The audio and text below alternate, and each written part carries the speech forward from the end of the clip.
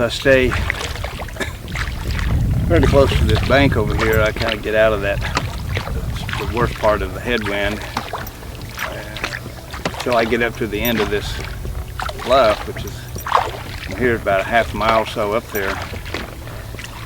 When I turn that corner up there, it's going to be going right into that wind, so it's going to be a little tougher, but it's not too bad.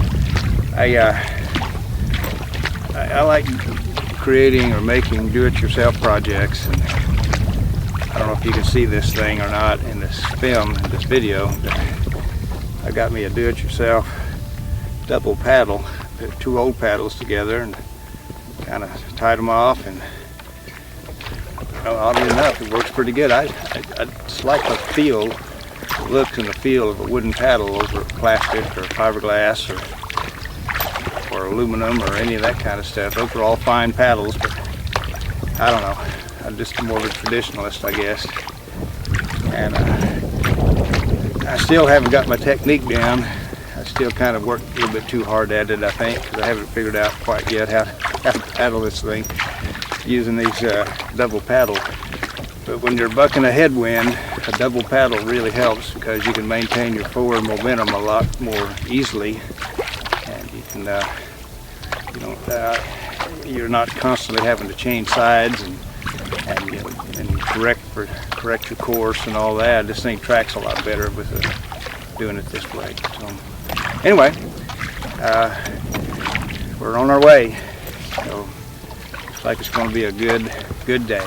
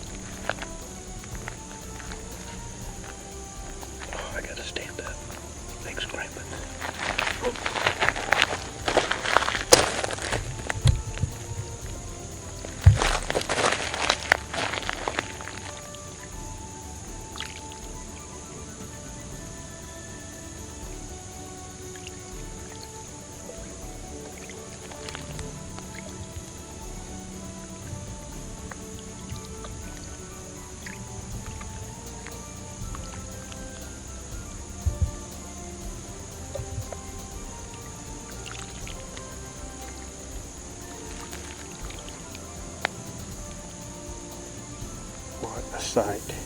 What a sight. Could not have planned this. Could not have planned it any better. Incredible.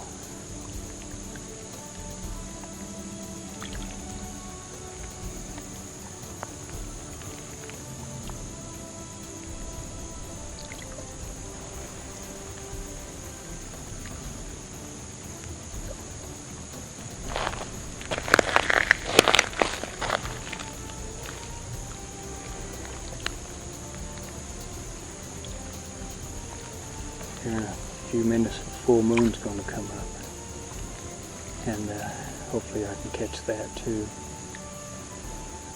The little osprey doesn't seem to be too scared of me. I'm probably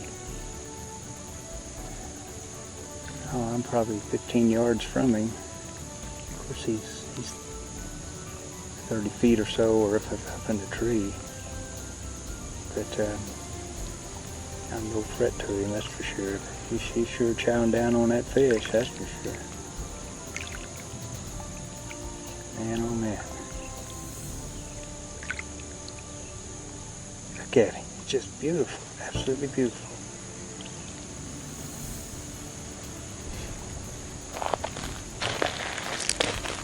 Well, that's part of the reason why I came out on this trip today, and tonight and tomorrow, is just to see kind of what would happen, just to see if there would be any wildlife that would present itself. And I'd have the opportunity to, capture something kind of unique and fun and different, and this certainly qualifies for that.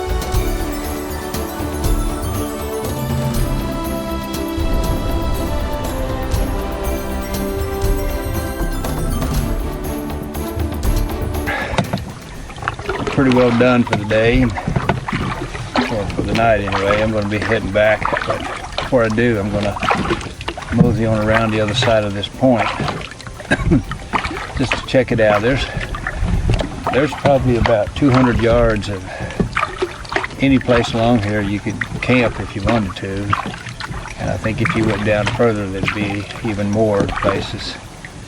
It's a nice shallow gravel beach with plenty of firewood. Pretty neat little spot right here. Pretty neat little spot. I kind of like to have kind of wish I had my fishing rod, but what happens when you get old? You just kind of lose track of things, and I end up left it in my Jeep. Oh well. I mainly just wanted to camp and paddle anyway, just to get out and do something a little different. It's really a pretty neat little spot here. I like this place. And there's my campsite right there. It's a pretty nice little spot. In the afternoon it's shaded, and in the morning you get that sunrise. Beautiful sunrise this morning. Had an absolutely incredible moonrise last night. Boy, I mean to tell you, it was something else. And I kind of wish I had a little more breeze today. It's very little breeze, and it's at my back, and so I'm traveling at about the same speed as the wind is blowing, and so I'm not getting much cooling effect from it. So I'm glad I got this wide-brimmed hat, though. It helps. But it still feels hot. It's not even, shoot, it's just 10 after 8.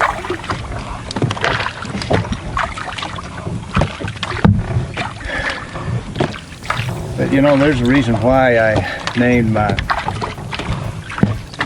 web page and my blog page Beyond the Campfire. You know, campfires are kind of a symbol of, you know, warmth and comfort and you know, good times, and they're kind of mesmerizing and soothing, and there's a lot of good qualities, a lot of good memories that are made around campfires. I've got many of them.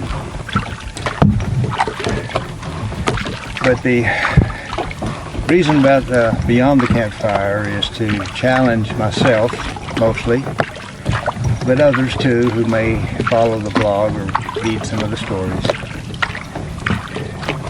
Challenge themselves to step away from that comfort zone and to do something that might be a little outside their normal the normal kind of activities that they may do. And you know, what I'm doing this weekend or these last 2 days is a relatively simple thing. It's, you know, it's not any great wilderness adventure or anything, but there is a certain element of challenge to it, and it's a lot of fun, and it kind of re-engages who you are with what you really feel like you like to do, what I like to do anyway. And I intended to do some fishing, but as I mentioned before, I forgot my fishing rod. Sorry about that.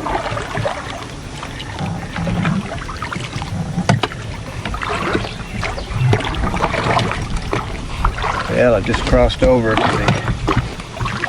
the other side. I guess it's the east side or north side. I don't know what side it is. But it's pretty nice day, pretty calm day. And I've been, as I've been paddling along here this morning, water's real shallow right here. But,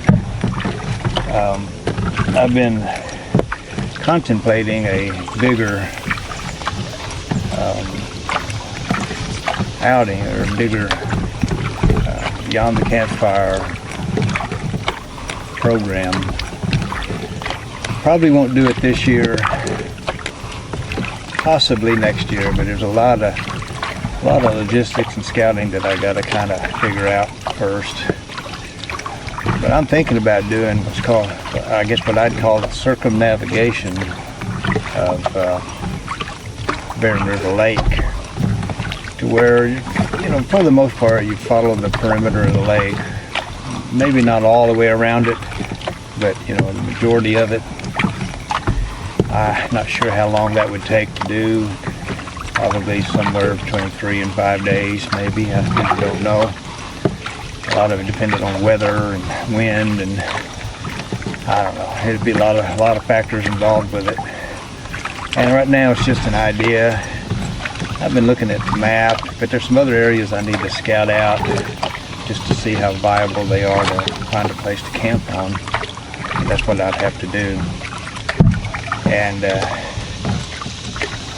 I don't know, it's just something I'm thinking about, and I think that would be a pretty good adventure. But it may be, right now it's probably a little late in the year to try to plan something like that, but I'll think about it through the off season, and maybe pull something off like that next year.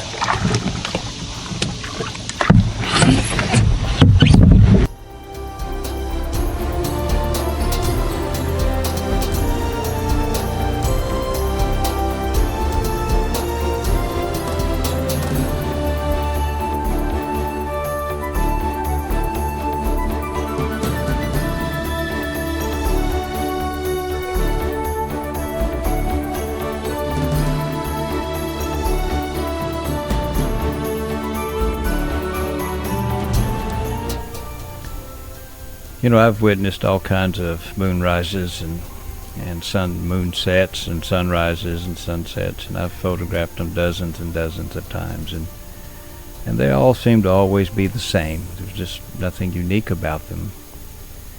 But the moonrise that occurred the night before, it has to, by far, to be one of the most unique ones that I've ever observed, and possibly the best photo I've ever taken of the moon, simply because it was so different.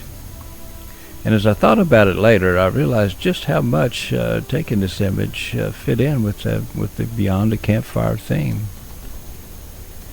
And you know, I've always wanted to try to put myself in a place where I really have the best opportunity to capture the right photograph, and where looking at nature with a different set of perspectives can provide a memorable, if not outright, one of the most personal moments of affirmation.